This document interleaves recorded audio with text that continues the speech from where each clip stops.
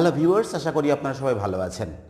তো ভিউয়ার্স, এই ক্লাসে আমি আপনাদেরকে দেখাবো ইডিয়মস কি এবং কিভাবে ইডিয়মস দিয়ে প্র্যাকটিক্যালি সেন্টেন্সেস তৈরি করবেন। তো প্রথমে বলি, ইডিয়মস বিশেষ এক ধরনের শব্দগুচ্ছ যেটি কোনো আক্ষরিক বা স্বাভাবিক অর্থ প্রকাশ না করে ভিন্ন ধরনের অর্থ প্রকাশ করে, সেটাই হচ্ছে ইডিয়ম। তো আমি এখানে 3টা ইডিয়মস লিখেছি, যেগুলি ব্যাখ্যা করলে বুঝতে পারবেন যে এইগুলি কোনো আক্ষরিক বা স্বাভাবিক অর্থ প্রকাশ করছে না, বরং ভিন্ন ধরনের অর্থ প্রকাশ করছে। তো ভিউয়ার্স, প্রথম ইডিয়মটা লিখেছি ওয়ান কিক দ্য বাকেট, যার অর্থ হচ্ছে টু ডাই, মারা যাওয়া। তো কিক দ্য বাকেট মানে হচ্ছে মারা যাওয়া। এটা একটা ইতিহাস রয়েছে যে কিক দ্য বাকেট মানে কেন মারা যাওয়া, এর একটা অরিজিন রয়েছে, এর একটা এটিমোলজি রয়েছে। সেটা হচ্ছে যে ইংল্যান্ডে মিডিল এইজে একজন ব্যক্তি যখন মারা যেত, মধ্যযুগীয় সময় একজন ব্যক্তি যখন মারা যেত, তখন সেই ব্যক্তির পায়ের কাছে এক বালতি পবিত্র পানি এনে রাখা হতো এবং সেই পানি যারা দেখতে আসতো ওই বডিকে, মৃত বডিকে, ডেড বডি দেখতে আসতো, তারা ওই পবিত্র পানিটা ডেড বডির গায়ের উপরে ছিটায়ে দিত। ওই বালতিতে পানি রাখা হতো, আর বালতি আর মৃত্যু এই বিষয়টা যেন একাকার হয়ে গিয়েছিল এবং সেই কারণে তখন প্রচলিত ছিল কিক দ্য বাকেট মানে হচ্ছে মারা যাওয়া। এটা হচ্ছে, আপনারা যদি উইকিপিডিয়াতে সার্চ দেন তাহলে এরকম অনেক তথ্য পাবেন, তার মধ্যে একটি তথ্য আমি আপনাদেরকে বললাম। তো এইভাবে এই ইডিয়মটার উৎপত্তি হয়েছে। তো এখন এটা আপনি প্র্যাকটিক্যালি কিভাবে সেন্টেন্সেস তৈরি করবেন সেই বিষয়টা দেখুন। যদি এরকম সেন্টেন্স থাকে যে the man kick the bucket at the age of 70, তখন লোকটি 70 বছর বয়সে বালতিতে লাথি মারলো, এটা কি বলা যায়? এটা কিন্তু কখনোই বলা যাবে না। লোকটি 70 বছর বয়সে বালতিতে লাথি মারলো, তাহলে এটা ইডিওমেটিক মিনিং প্রকাশ করছে। সেজন্য হবে লোকটা 70 বছর বয়সে মারা গেল। তাহলে এমনি নর্মাল সেন্সে কিন্তু বলতে পারেন যে এখানে অনেক বালতি আছে, তুমি লাথি মারতে পারো, there are many buckets here, you can kick. তখন কিন্তু এটি আক্ষরিক অর্থ প্রকাশ করছে। যখন সেন্টেন্সের সাথে দেখবেন যে এটি আসলে আক্ষরিক অর্থ প্রকাশ করছে না ভিন্ন ধরনের অর্থ প্রকাশ করছে, সেন্টেন্স দেখে বুঝে যাবেন যে এটা ইডিওমেটিক সেন্স প্রকাশ করছে বা মিনিং প্রকাশ করছে। যেমন আমি একটা এক্সাম্পল দিয়ে বিষয়টা বোঝাতে চাই। যেমন ধরুন ডেট, DATE, এইটা ডেট। এই ডেট মানে কিন্তু তারিখ হয়, ডেট মানে খেজুর হবে, ডেট মানে দেখা করা হয়। ডেটের অনেক অর্থ আছে, আপনার ডিকশনারিতে দেখলে বুঝতে পারবেন। এখন যদি সেন্টেন্স এরকম দেখেন যে I bought 1 kg of dates. এখন ডেটের অর্থ তো আমি অনেক বললাম। এই ডেটের অর্থ হচ্ছে তারিখ, এই ডেটের অর্থ হচ্ছে খেজুর, এই ডেটের অর্থ হচ্ছে দেখা করা। তো যখন আপনি এরকম সেন্টেন্স দেখবেন যে I bought 1 kg of dates, আমি 1 কেজি তারিখ কিনলাম, এটা কি হবে? তখন কিন্তু এটি হবে না। এটি তখন আমি 1 কেজি খেজুর কিনলাম। আর আপনি যদি এরকম সেন্টেন্স বলেন যে do you remember the date, তো তখন কি ডেট মানে খেজুর ধরবেন? তোমার কি খেজুরটা মনে আছে, এটা কি বলা যায়? বলতে হবে তোমার কি তারিখটা মনে আছে। তাহলে আমি বোঝাতে চাচ্ছি যে একটি ওয়ার্ড যখন একটি সেন্টেন্সের মধ্যে, বা একটি ওয়ার্ড বা শব্দগুচ্ছ যখন একটি সেন্টেন্সের মধ্যে ব্যবহার করা হয়, তখন সেটি ভিন্ন ভিন্ন ধরনের অর্থ প্রকাশ করতে পারে। তো সেই জন্যই ডেটের এক্সাম্পলটা বললাম। এখানে দেখুন, এই কিক দ্য বাকেট যখন এটি আক্ষরিক অর্থ প্রকাশ করছে, তখন সেই সেন্টেন্সগুলো দেখলে বোঝা যাবে। যদি আপনি এরকম বলেন যে kicking the bucket is your habit, তাহলে বালতিতে লাথি মারা তোমার অভ্যাস। এখানে কিন্তু মারা যাওয়া করার অভ্যাস হতে পারে না, তাহলে মারা যাওয়ার সেন্স প্রকাশ করছে না। কিন্তু যদি আপনি এরকম সেন্টেন্স বলেন যে the man has been suffering from a serious disease for 10 years and at long last he kick the bucket, লোকটা 10 বছর ধরে একটা মারাত্মক রোগে ভুগছে এবং অবশেষে সে মারা গেল। এখানে আর বলা যাবে না অবশেষে সে বালতিতে লাথি মারল। তো ভিউয়ার্স, এই হচ্ছে কিক দ্য বাকেট দিয়ে, মানে আপনি আক্ষরিক অর্থ এবং ইডিওমেটিক এক্সপ্রেশন উভয়ই বুঝতে পারবেন যখন বাংলাটা করতে পারবেন। বাংলাটা করতে পারলেই বুঝতে পারবেন। যদি এরকম বলা হয় যে everybody in this world has to kick the bucket, তার মানে কি এই পৃথিবীর প্রত্যেকেরই বালতিতে লাথি মারতে হবে। এইটা কি বলা যায় যে এই পৃথিবীর প্রত্যেকেরই বালতিতে লাথি মারতে হবে? তখন কিন্তু এটি ইডিওমেটিক সেন্স প্রকাশ করছে। তখন বলতে হবে এই পৃথিবীর প্রত্যেকেরই মারা যেতে হবে। তাহলে কিক দ্য বাকেট মানে বালতিতে লাথি মারা হচ্ছে আক্ষরিক অর্থ। যখন সেন্টেন্সের মধ্যে অ্যাপ্লাই করা হবে তখন সেই সেন্টেন্সের ভাবভঙ্গি দেখে বুঝতে হবে যে এটা আসলে বালতিতে লাথি মারা বোঝাচ্ছে না, এটি আসলে মারা যাওয়া বোঝাচ্ছে।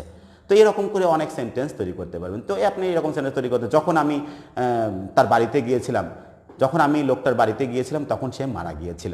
When I went to the man's house he kicked the bucket, তখন সে মারা গিয়েছিল। এরকম করে করতে পারেন যে বিভিন্ন এই বাংলাদেশে বিভিন্ন কারণে লোকজন মারা যাচ্ছে। বলতে পারেন in this country people are kicking the bucket for various reasons. তখন লোকজন বিভিন্ন কারণে বালতিতে লাথি মারছে, এইটা কিন্তু হয় না। বিভিন্ন কারণে বালতিতে লাথি মারছে এটা বলা যায় না বাংলাদেশ, বিভিন্ন কারণে মানুষ মারা যাচ্ছে। এরকম অনেক সেন্টেন্স আপনি তৈরি করতে পারেন। এগুলো আপনি টেন্স দিয়ে করতে পারবেন, যেহেতু ডু ভার্ব টেন্স দিয়ে করতে পারেন, মডেল দিয়ে করতে পারবেন, আপনি কমপ্লিটিং সেন্টেন্সেস দিয়ে করতে পারবেন। এরকম অনেক সেন্টেন্সেস আপনি তৈরি করতে পারবেন। তো বেশ আশা করি বুঝতে পেরেছেন কিক দ্য বাকেট মানে আসলে টু ডাই, মারা যাওয়া। এটি বালতিতে লাথি মারা আক্ষরিক অর্থ। তো তারপরে দেখুন to feel small. Feel small অর্থ হচ্ছে টু ফিল অ্যাশেমড, লজ্জিত অনুভব করা। তো স্মল মানে তো ছোট, কিন্তু ছোট অনুভব করা মানে কি? লজ্জিত অনুভব করা। ইডিওমেটিক এক্সপ্রেশন হচ্ছে লজ্জিত অনুভব করা। তো এখন যদি বলেন যে সেন্টেন্স তৈরি করবেন এরকম যে তুমি সব সময় আমার সামনে ছোট অনুভব, লজ্জিত অনুভব করো কেন? Why do you feel small? Why do you always feel small before me? এরকম সেন্টেন্স তৈরি করতে পারেন। তোমার লজ্জিত অনুভব, যেহেতু ডু ভার্ব সেহেতু মোডালও করতে পারেন যে তোমার লজ্জিত অনুভব করা উচিত না। You should not feel small. আর তুমি যদি সবার সামনে লজ্জিত অনুভব করো তবে তুমি জীবনে কোনো কিছু করতে পারবে না। And if you feel small before everybody বা in front of everybody you will never be able to shine in life, succeed in life. এরকম অনেক সেন্টেন্সেস তৈরি করতে পারেন। তো লজ্জিত অনুভব করা আমার অভ্যাস না।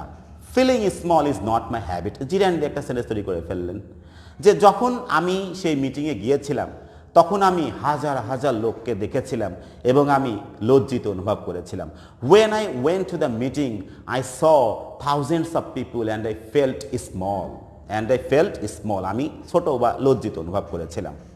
এরকম যেই কোনো সেন্টেন্স তৈরি করবেন সেগুলো সবই গ্রামাটিক্যাল সেন্টেন্সের ব্যবহার। তো আপনি যদি এরকম করেন যে যদি তুমি লজ্জিত অনুভব না করো তবে তুমি সেখানে যেতে পারবে না, তাহলে যদি না আপনি আনলেসের ব্যবহারটা করতে পারেন যে unless you feel small you will not be able to go there। আপনি যেটাই তৈরি করবেন, যেমন ধরেন এখন লজ্জিত অনুভব করার সময় না। Now it is not the time to feel small. It is not the time to feel small. লজ্জিত অনুভব করার সময় না। তো এইভাবে যেই আপনি যখন তখন যেহেতু সেহেতু যদিও, যেগুলো কমপ্লিটিং সেন্টেন্স সেগুলো ব্যবহার করতে পারবেন, মডেল এক্সপ্রেশন ব্যবহার করতে পারেন। আমি যদি বলি যে তোমার লজ্জিত অনুভব না করাই ভালো, তখন কিন্তু হ্যাড বেটার ব্যবহার। You had better not feel small. তোমার লজ্জিত অনুভব না করাই ভালো। আমি লজ্জিত অনুভব করতে চাই না। I would not like to feel small. এরকম করে শত শত সেন্টেন্সেস আপনি তৈরি করতে পারেন। তো বিরাট আশা করি বুঝতে পেরেছেন ফিল স্মল অর্থ হচ্ছে টু ফিল অ্যাশেমড, লজ্জিত অনুভব করা।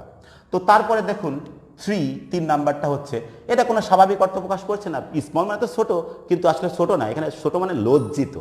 তো তারপরে দেখুন অ্যাবাভ ওয়ানস হেড। যদি আক্ষরিক অর্থ দেখেন তাহলে হবে অ্যাবাভ অর্থ হচ্ছে উপরে, আর ওয়ানস হেড কারোর মাথার উপরে। তো কারোর মাথার উপরে সেটা আক্ষরিক অর্থ, কিন্তু এটার অর্থ ইডিওমেটিকের অর্থ হচ্ছে beyond one's ability to understand.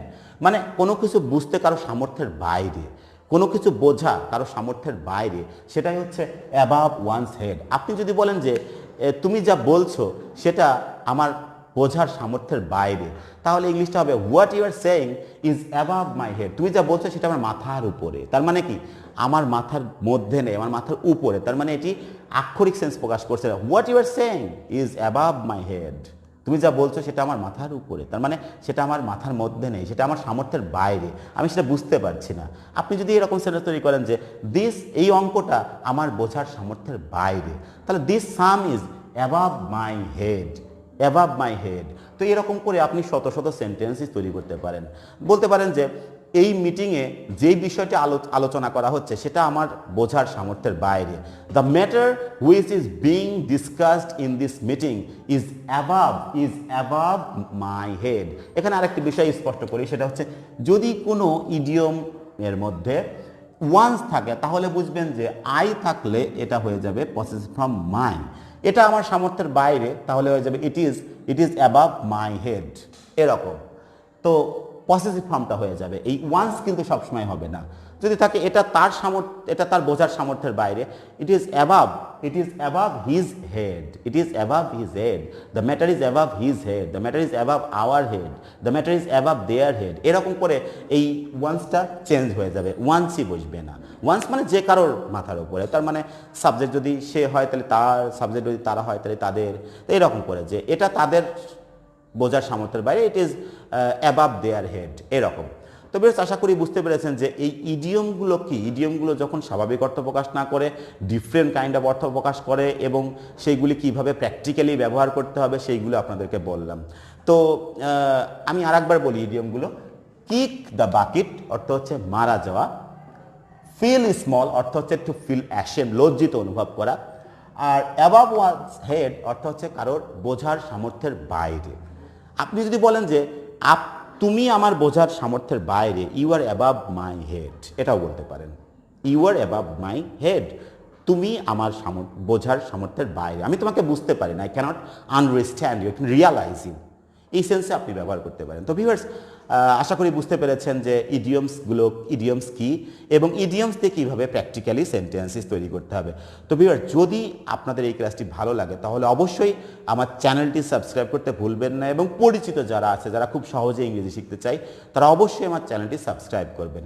আমি আপনাদেরকে বলেছিলাম 200টা গ্রামাটিক্যাল সেন্টেন্সেস জানলে আপনি খুব সহজে ইংরেজিতে কথা বলতে, লিখতে এবং পড়তে পারবেন। আমি কিন্তু অলরেডি 150টা আপলোড করেছি এবং এইগুলো লিখতে একটু সময় লাগে, সেজন্য আমি এক্সট্রিমলি সরি।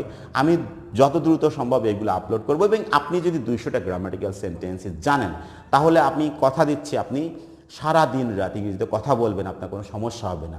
আপনি শুধু নতুন নতুন ওয়ার্ড জানবেন আর এই 200টা গ্রামাটিক্যাল সেন্টেন্সেসগুলো বারবার ঘুরায় ফিরায় বলবেন, এবং এর বাইরে কোনো সেন্টেন্স নেই। আমি ইংরেজি নিউজ পেপার পড়ছি, পাঠ্য বই পড়ছি, আমি অনেকের সাথে ইংরেজিতে কথা বলছি, আমরাও এইগুলো বাইরে কখনো কথা বলতে পারি না। তার মানে 200টা গ্রামাটিক্যাল সেন্টেন্সে ইংরেজি শেখার স্তম্ভ হিসেবে কাজ করতে পারে।